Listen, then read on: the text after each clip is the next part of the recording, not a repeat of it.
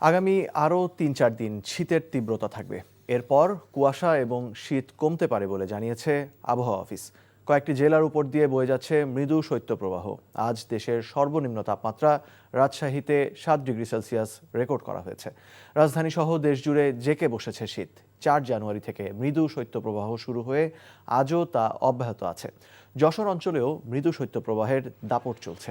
যশোর আবহাওয়া অফিসের তথ্য অনুযায়ী গত 10 দিন ধরেই যশোরের সর্বনিম্ন তাপমাত্রা 10 ডিগ্রি সেলসিয়াসের নিচে ওঠানামা করছে। প্রচণ্ড শীতে খুব বেশি প্রয়োজন ছাড়া কেউ ঘরের বাইরে বের হচ্ছেন না। চুয়াডাঙ্গায় শীতে জনজীবন বিপর্যস্ত হয়ে পড়েছে। সকালে চুয়াডাঙ্গায় সর্বনিম্ন তাপমাত্রা রেকর্ড করা হয়েছে 7.5 ডিগ্রি সেলসিয়াস। বইছে মাঝারি শৈত্যপ্রবাহ।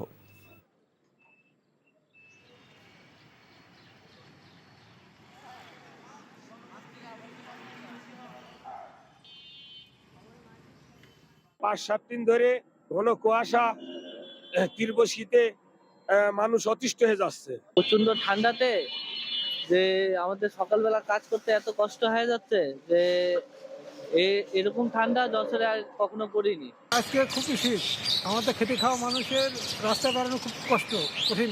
রাজশাহীতে হলে 7.0 ডিগ্রি সেলসিয়াস, এটা হচ্ছে এই মৌসুমে সবচেয়ে সর্বনিম্ন তাপমাত্রা। এই দীর্ঘ সময় ঘন কুয়াশার কারণে দিনের তাপমাত্রা অনেক কমে গেছে, এই কারণে প্রচণ্ড শীত অনুভূত হচ্ছে। শীতের খবর জানতে এখন যাচ্ছি রাজশাহীতে। সেখানে আছেন আমাদের স্পেশাল করেসপন্ডেন্ট সম সাজু। একই সাথে আমরা শীতের খবর জানবো ঢাকা থেকেও। শুরুতেই যাচ্ছি রাজশাহীতে। সাজু, রাজশাহীতে তো আজ সর্বনিম্ন তাপমাত্রা 7 ডিগ্রি সেলসিয়াস। সেখানকার সাধারণ মানুষের কি অবস্থা এবং হাসপাতালগুলোতে কি রোগীর চাপ বেড়েছে কিনা জানাবেন আমাদের।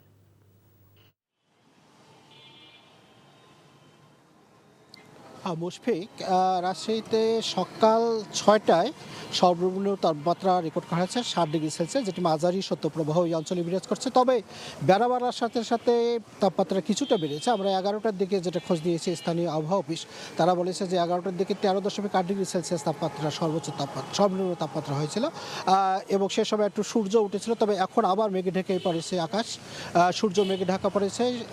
এখন কনকনে ঠান্ডা বাতাস বিরাজ করছে। এ কারণেই শীতের তীব্রতা বেশি অনুভূত হচ্ছে। তবে আমি কিছুক্ষণ আগে রাজশাহী মেডিকেল কলেজ হাসপাতালে ঘুরে এসেছি। সেখানে দেখেছি যে শীতজনিত বিভিন্ন রোগ, বিশেষ করে শিশুদের ডায়রিয়া এবং বড়দের যে শ্বাসকষ্টজনিত বিভিন্ন রোগ, তারা এই বিভিন্ন ওয়ার্ডে ভর্তি হচ্ছে। তবে হাসপাতাল কর্তৃপক্ষ যেটি গ্রহণ করেছে যে রোগীদের ভোগান্তি কমানোর জন্য তারা ওয়ার্ডের যে বারান্দাগুলো রয়েছে সেই বারান্দাগুলোতেও ত্রিপল দিয়ে ঢেকে রাখা হয়েছে, যেন হিমেল বাতাস ওয়ার্ডে যেতে না পারে। আর যে হাসপাতালে যে নবজাতক এবং শিশু ওয়ার্ড রয়েছে, সেখানে নবজাতকের মৃত্যু হার কমাতে এবং সেখানে তাপমাত্রা স্বাভাবিক রাখতে রুম হিটারের ব্যবস্থা করা হয়েছে। এটি আমাকে বলেছেন রাজশাহী মেডিকেল কলেজ হাসপাতালের মুখপাত্র ডাক্তার শঙ্কর কুমার বিশ্বাস। তবে তিনি আরেকটি পরামর্শ দিয়েছেন যে এখন যে তাপমাত্রা বিরাজ করছে, বাড়িতে যেসব বয়স্ক এবং শিশু রয়েছে তাদের জন্য যত্ন নেওয়ার পরামর্শ দিয়েছে। তারা বলেছে যে একান্তই যদি বাইরে যেতে হয় অবশ্যই যেন গরম কাপড়, পর্যাপ্ত কাপড় নিয়ে বের হয়। এবং আমরা দেখেছি খেটে খাওয়া এবং ছিন্নমূলের মানুষের ভোগান্তি চরম বেড়েছে এবং এই শীতের কারণে সকাল এবং সন্ধ্যার পর থেকে আমরা যেটা দেখতে পাচ্ছি, সন্ধ্যার পর নগরীর যে রাস্তাঘাট, সেই রাস্তাঘাটগুলো ফাঁকা হয়ে যাচ্ছে। মুশফিক। আবহাওয়ার আরও খবর জানতে এখন যাচ্ছি রাজধানীর জিয়া উদ্যানে। সেখান থেকে সরাসরি যুক্ত হচ্ছেন সহকর্মী ইফতেখার রেজা। ইফতেখার, রাজধানীতে শীতের প্রভাব জনজীবনের উপর কেমন প্রভাব ফেলছে এবং এই চলমান শৈত্যপ্রবাহ কতদিন চলতে পারে বলে জানেন?